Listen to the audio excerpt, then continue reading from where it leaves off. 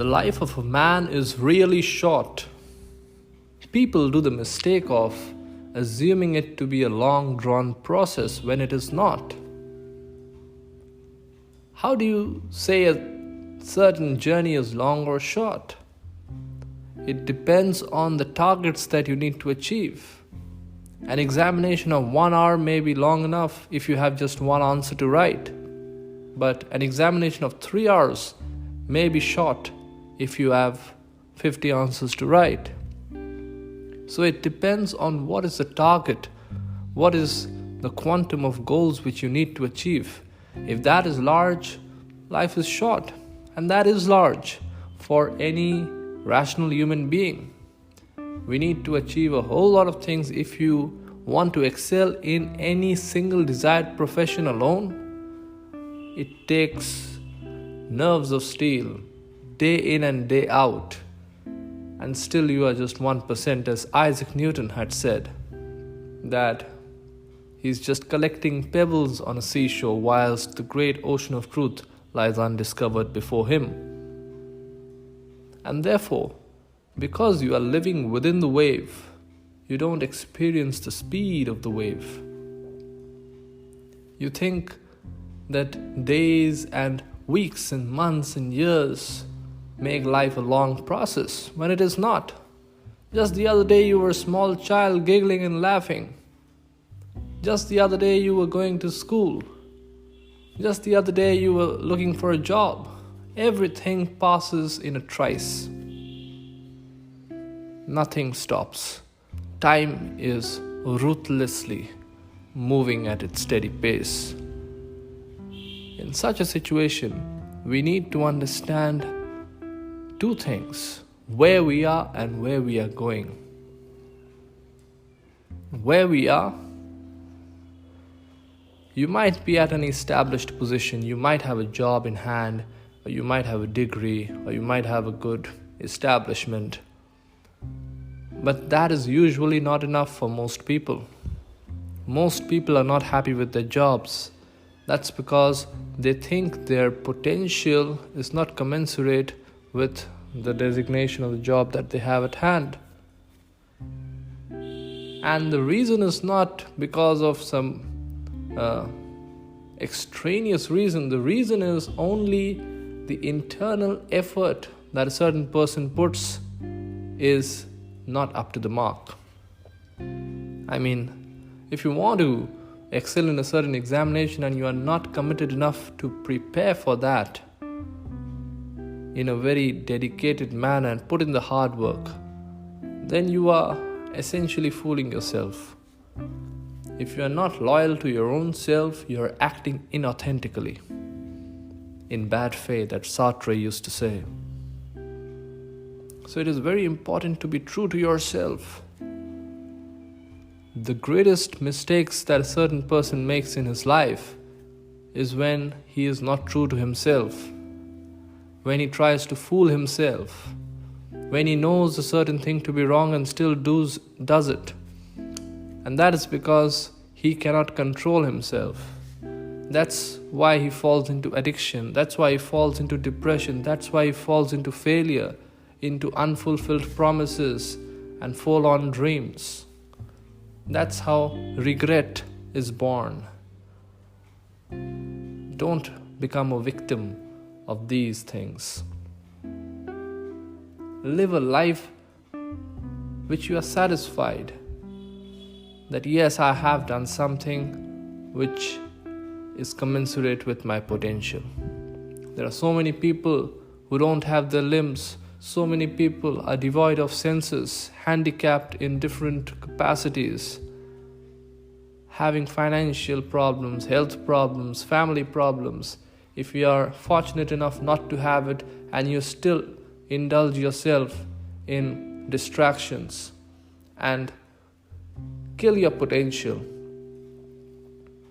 there cannot be anything worse than that. Therefore, remember that this entire world has a lot of booby traps for you. This entire world wants to make you weak. This is the reality. Whether you like it or not, whether you accept it or not, this world with all its people, with all the greed, with all its discomfort, with all the demonish identities and forces and negative energies hovering around your head like viruses in the air, they are trying to make you weak. Swami Vivekananda used to say that strength is life and weakness is death, because he understood the fact that fear, that weakness, these are the biggest sins. They are the mother of all sins.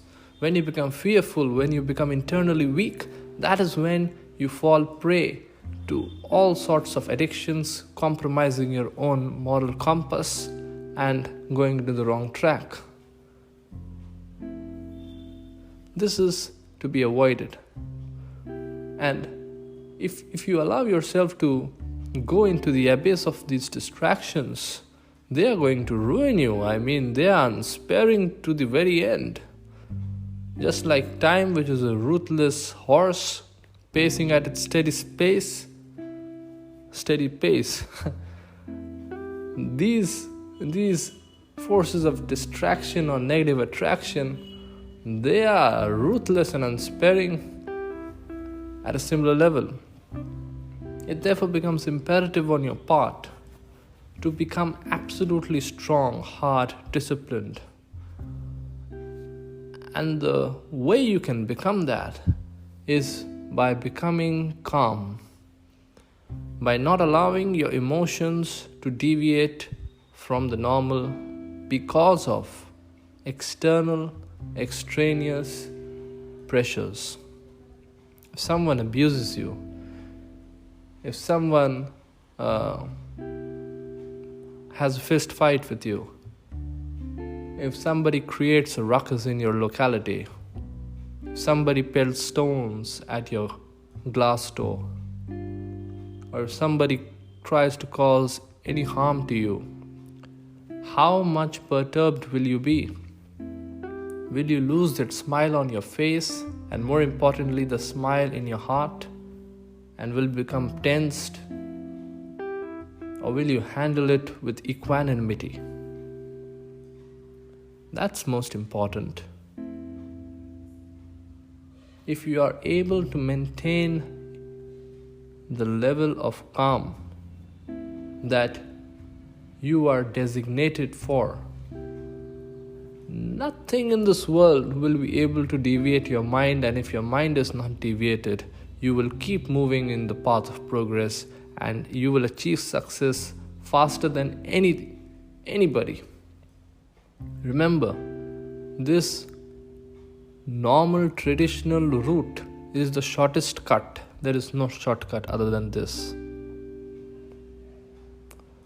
And therefore it is very important to have that calm, and therefore meditation, sports, talking with friends, reading books, all of these things are encouraged so that you can maintain that mental balance. Because if you lose that mental balance, if you are impatient, if you are of a short temper, your life will be ruinous.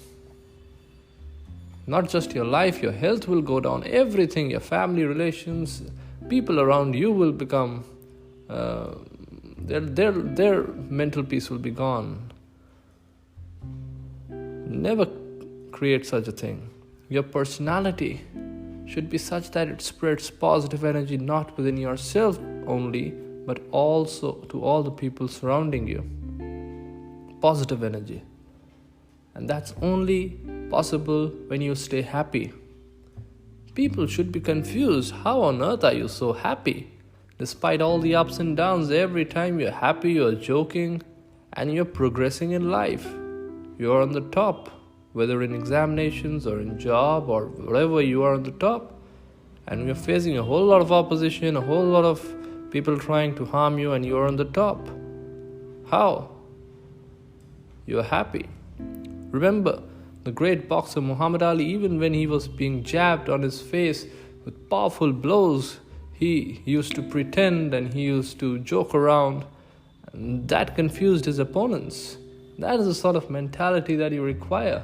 Don't get bogged down by the situation, win the situation.